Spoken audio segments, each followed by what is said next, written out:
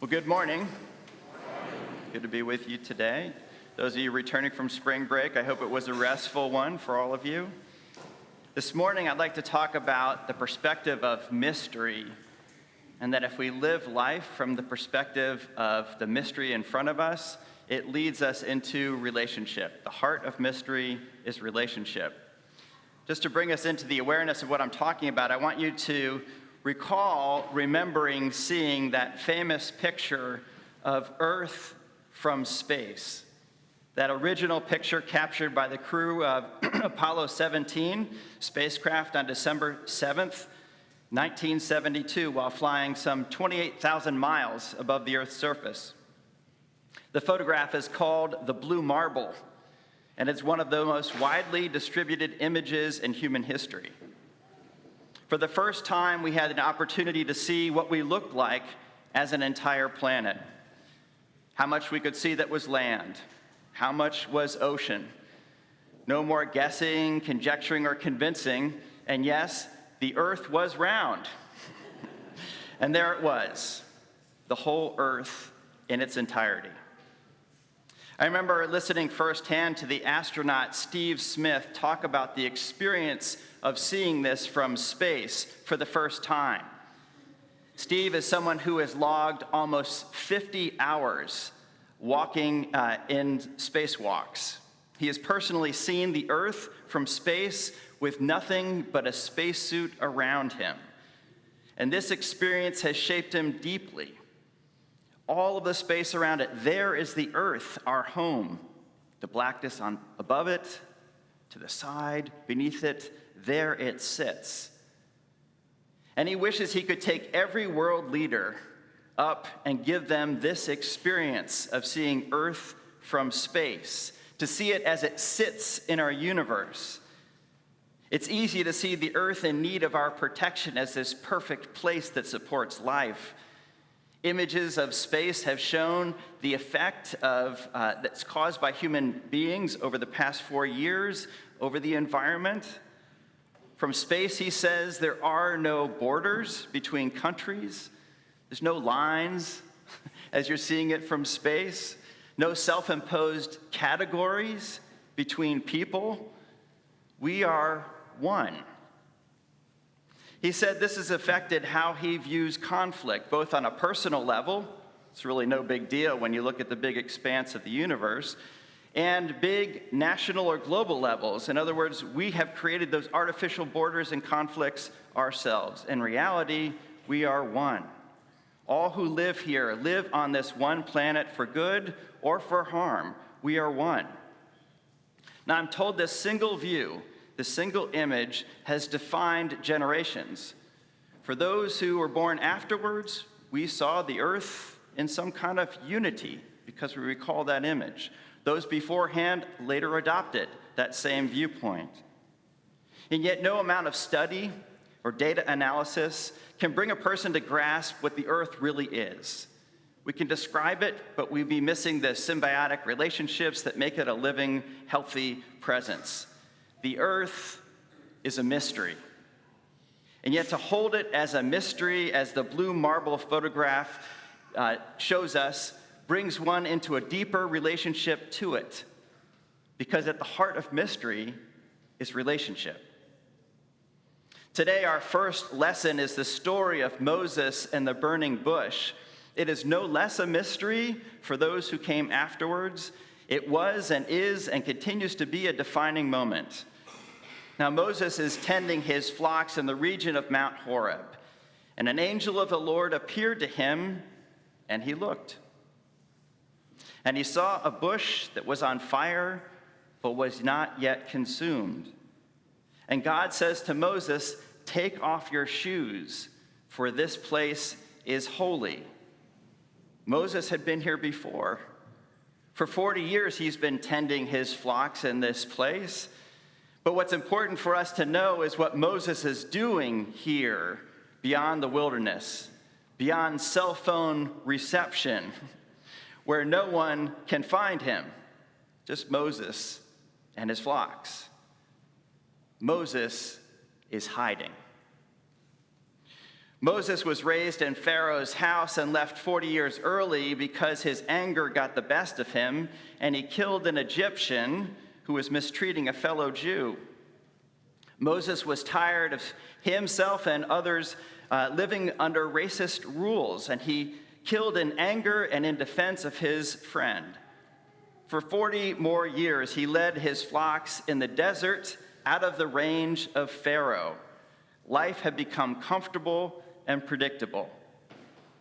God lets Moses know that he has not been forgotten and that his life will not end tending his flocks. God tells him that he's going to have to go back to Egypt, back to the place where people knew him as a murderer, and speak to Pharaoh. Talk about being asked to go to a place where you really don't want to go, to confront his past in order to free his people. You see, this encounter with God was both specific to Moses, you need to go back to Egypt and confront your past, as it was universal to the Hebrew people. I have heard your prayers, and I have revealed myself to you. Just as we look at the earth from space, we can pick out our place. You ever do that? See that image? Like, oh, there's Texas right there. I need to see a place in the hole.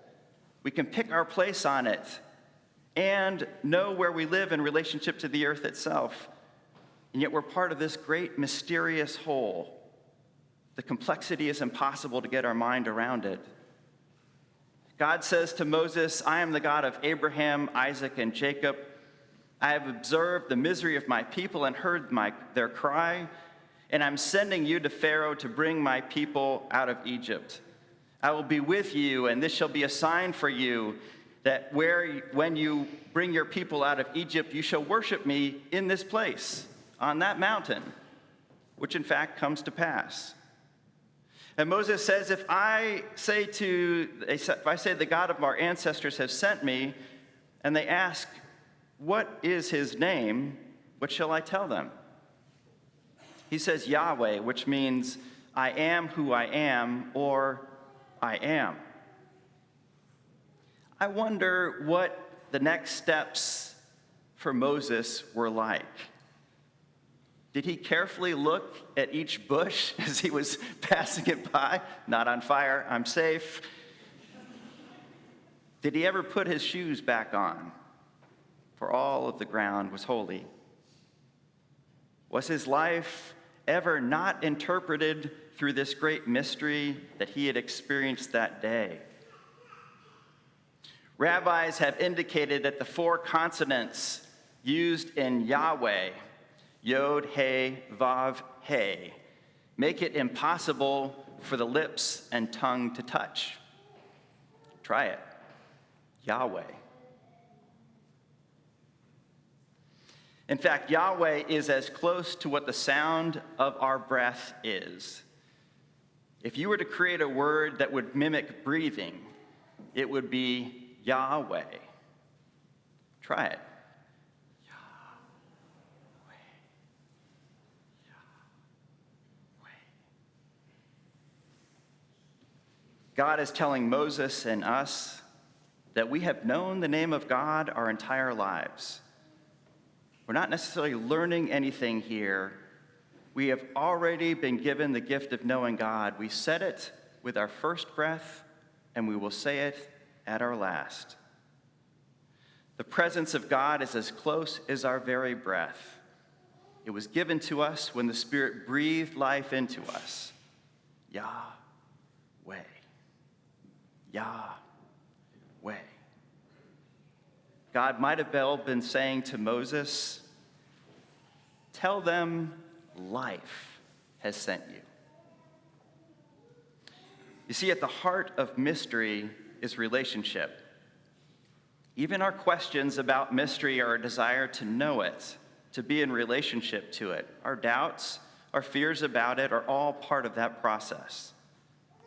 In this moment of the burning bush, God confronted Moses about his past, honored the prayers of the Hebrew people, revealed who God is, and that very understanding is the sound of our breath. We might say that this hits close to home no matter who you are or what time or place you live. We are part of the great unifying mystery through the story of the burning bush.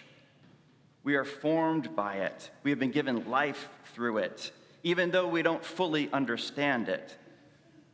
From Moses to the Hebrew people to creation itself, we are one.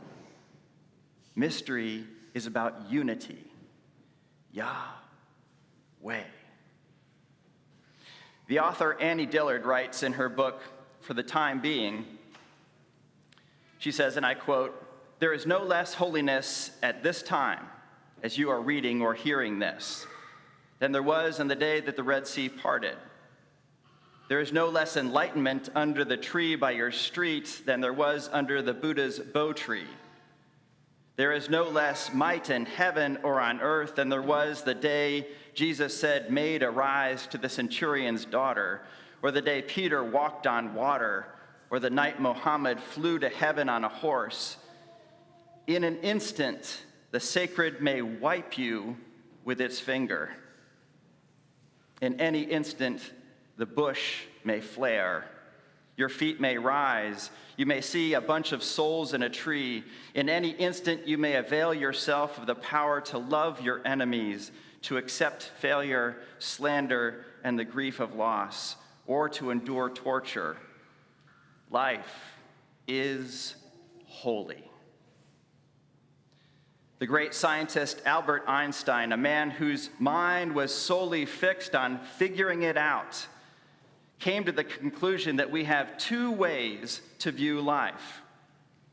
We can either see the world as if everything is a miracle, or as if nothing is a miracle.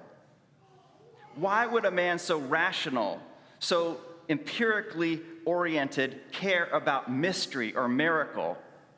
Because it is, in fact, what life is. When you are looking for miracle or mystery, you engage life with a different set of questions. You see it not because you're expecting to see it, but because you are in relationship with it. That is why the burning bush is such an important moment today as it was in Moses' first moment of seeing it. It is an experience of mystery and an understanding that to see mystery is to be in relationship with it. There is no other way to connect to mystery.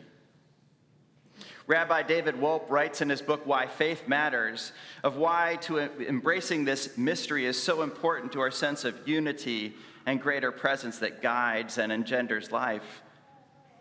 He says, religion begins with wonder. It flourishes in relationship and is realized through living with an awareness of holiness.